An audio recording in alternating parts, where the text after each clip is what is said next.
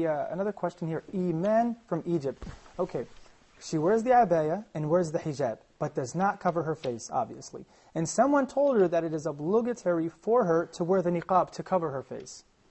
The issue of covering the face is a matter that's been disputed between the scholars. We cover this issue repeatedly, and I normally prefer that whenever we discuss this issue, I present the two views. If I come to you and I say it is obligatory to cover the face to a woman, that means if you don't cover the face, you're a sinner. And I just disregarded the other view completely. But if somebody who's studied and believed in the other view and adopted that, then he is or she is, if her husband is assisting her to make the decision, they are adopting a valid view, which has been adopted by numerous scholars. So I would not say it is obligatory. I would say it is, in this view, mandatory or obligatory. There is another view which says covering the entire body except for the face. What do I myself believe? I believe you should adopt this view.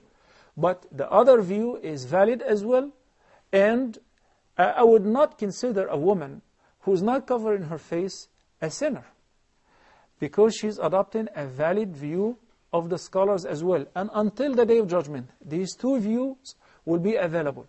There is a very interesting thing that's worthy of mention here, which is the scholars who said that it is not necessary for a woman to cover her face.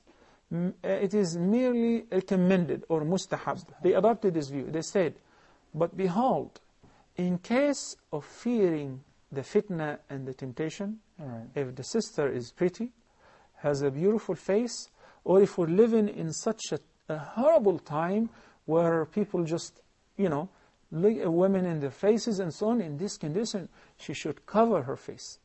So we find the two schools have met at this point, that if you believe there is a fitna, then that means there is a general consensus between all the scholars and the schools that covering the face becomes mandatory, not just mere recommended.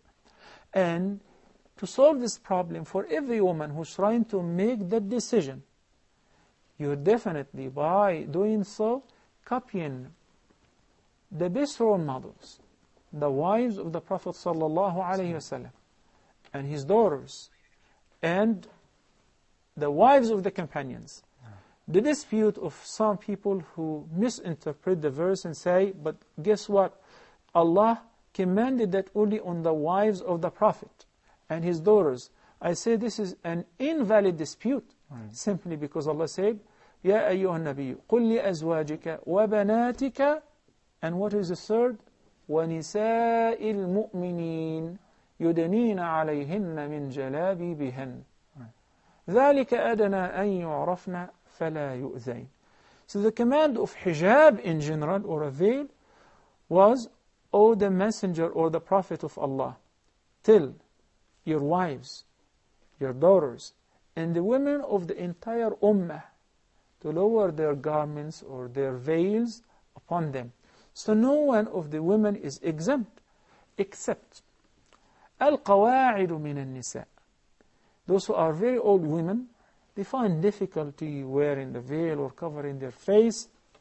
In addition to, there is no attraction whatsoever in them, and they have reached an age where they do not even expect to get married. So there is no fitna. In this case, they are permitted not to wear this veil or cover their face in order to make it easy for them, since the fitna does not exist anymore. Thank you, Sheikh.